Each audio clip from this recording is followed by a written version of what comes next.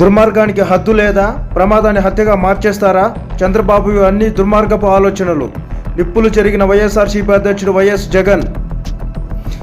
జగన్ వెంట జనసాగరం. 120 కిలోమీటర్ల దూరానికి 6.5 గంటల సమయం. విశాఖ ఎయిర్పోర్ట్ నుంచి శ్రీకాకుళం దాకా జనజాతర. జయ హో జగన్ అని ఉత్తరాంధ్ర గర్జించింది. విశాఖ నుంచి శ్రీకాకుళం దాకా మొత్తం జన సునామీని తలపించింది. వీళ్లలో ఒక్కరు కూడా ఆస్తిని మీ ఇష్టం వచ్చినట్లు లాక్కోవడానికి వీల్లేదు. ప్రభుత్వానికి హైకోర్టు స్పష్టీకరణ. భూసేకరణ విషయంలో చట్టబద్ధ నిబంధనలను తోచా తప్పకుండా పాటించాల్సిందే.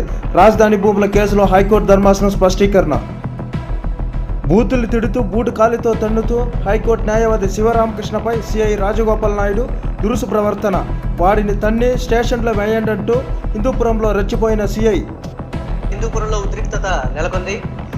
బహుజన చైతన్య వేదిక వ్యవస్థాపక అధ్యక్షుడు రామకృష్ణను బూటుకాలితో తన్నారు Hindupuram 1 town CI Rajagopal Naidu. CI తీరును నిరసిస్తూ పెద్ద ఎత్తున ర్యాలీ చేపట్టారు దళిత నేతలు. అమరావతిలో పేదలకు దక్కని సొంతిల్లు. కేంద్రం మంజూరు చేస్తున్న PMAY కింద ప్రతిపాదన శూన్యం. రాష్ట్ర ప్రభుత్వం నుంచి ప్రతిపాదన రాలేదని కేంద్రం స్పష్టీకరణ. వైఎస్ఆర్సీపీ ఎంపీల ప్రశ్నలకు పార్లమెంట్లో కేంద్రం సమాధానం. అమరావతిలో పేదలకు సొంతింటి విషయంలో చంద్రబాబు ప్రభుత్వం తీరుపై వ్యక్తమవుతున్న విమర్శలు. Rahane good bye. అంతర్జాతీయ క్రికెట్కు రిటైర్మెంట్ ప్రకటించిన భారత క్రికెటర్. కేజీ బిల్లుకు రాజ్యసభ ఆమోదం. వాకౌట్ చేసిన ప్రతిపక్షాలు. మూజువాణి ఓటుతో ఆమోద ముద్ర. ఇప్పటికే లోక్సభలో బిల్లుకు గ్రీన్ సిగ్నల్. రాష్ట్రపతి సంతకంతో చట్టంగా మారనున్న సవరణ బిల్లు. నిరుడు పెన్నిది, నేడేది జలనిది.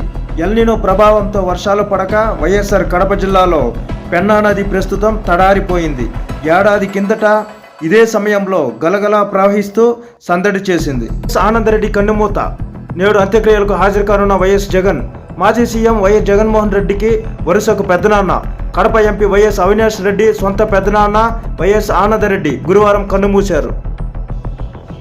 ముసాయిదా ఓటర్ల జాబితా విడుదల నేడు. తొలగించాల్సిన జాబితాలో 44,49,488 మంది ఓటర్లు. నేటి నుంచి ఆగస్టు 31 వరకు అభ్యంతరాలు, క్లెయిమ్లు స్వీకరణ. ఓటర్ల జాబితా ప్రత్యేక సమగ్ర సవరణకు సంబంధించిన ముసాయిదా జాబితాను కేంద్ర ఎన్నికల సంఘం శుక్రవారం విడుదల చేయనుంది.